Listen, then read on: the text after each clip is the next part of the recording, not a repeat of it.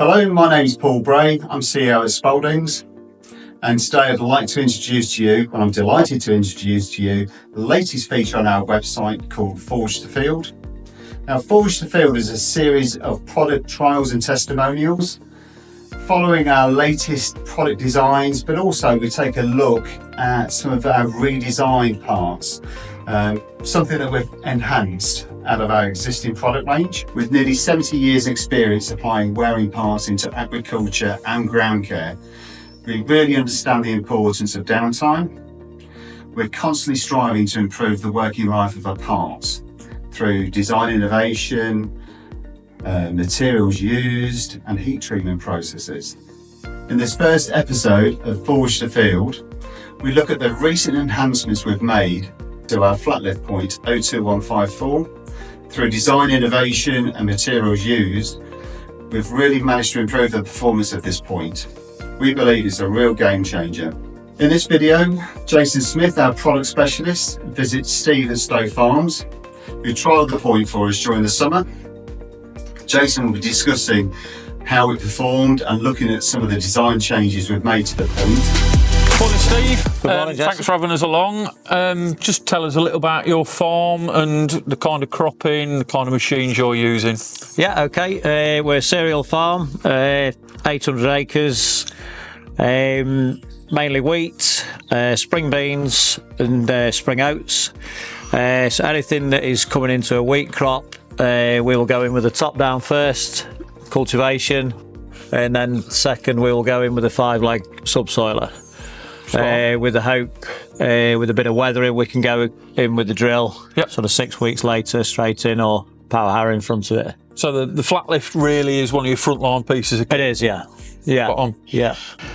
So with the Flatlift that you used with the previous point, were you finding that you just were having to change them more often, or were they causing secondary wear? Was it you were really looking for an improvement and you came to us with some ideas, or how did that sort of develop into us coming up with a new point?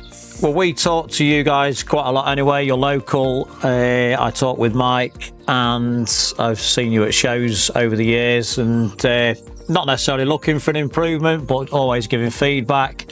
But then when the new point came in, I found on a trial we was getting up to 20% more wear. Excellent. Out of that. We are on heavy land. We're in a dry time. You can be changing points after 3 or 4 hours, sort of at lunchtime. And yeah, when the new point came out, that was getting less. Brilliant. Yeah. Excellent. Any other little features on there that you like? I know we changed a couple of things from your feedback. Yeah, we were a bit concerned because the leading edge was thicker on the new point, but actually in practice it doesn't make any difference because we really like the low disturbance of the Spaldings. So it wasn't making a difference, but you beefed up the back of it where the roll pins are. Yep. And it seems like the wear on the side of it is taking less wear off the leg. Brilliant. Excellent. Which is obviously good. And how about that little taper on the roll pin? Has that helped you sort of fit them as well? Yeah, it has, yeah. Yeah, because it stays sort of recessed. Yep. So when you're knocking them out, your puncher's got somewhere to go. Excellent. Whereas on the old ones, it was just always a flush edge. Yeah. Sometimes struggling to find the roll pin. Okay. If you know what I mean. Yeah. We'll have a little look on the machine. I know you put some fresh ones on, so yeah. We'll have a little look around and see where the improvements are. Okay.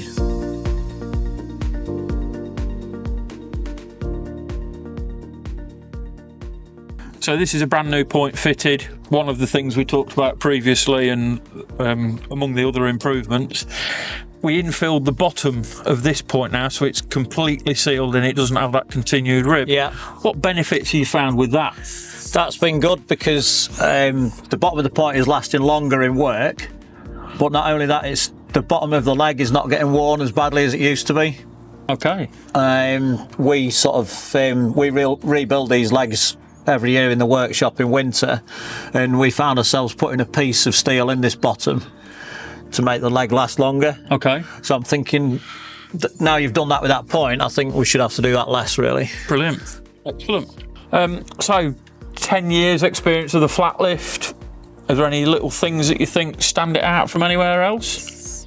Yeah, there is. Yeah, we really like it. It's really strong, good build quality, and one of the main things we like about it compared to the competition is that it's on 2 beams. The legs are on 2 separate beams rather than a V form, because it gives the legs a chance to work separately. So any disturbance that the front legs have done, they finish doing that before they get to the back legs, so we're not getting any extra disturbance between the 2. Interesting, yeah, cool. The packer roller's far enough back so the legs have finished doing what they're doing before it gets to the roller. Yeah. Settle back down, roller puts it back down.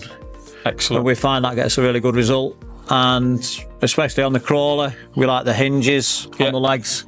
We don't get any bent legs. Yeah. Which we've had with other machines. Got you. And you like them so much you bought 2. We have got 2, yeah. Little and large, yeah.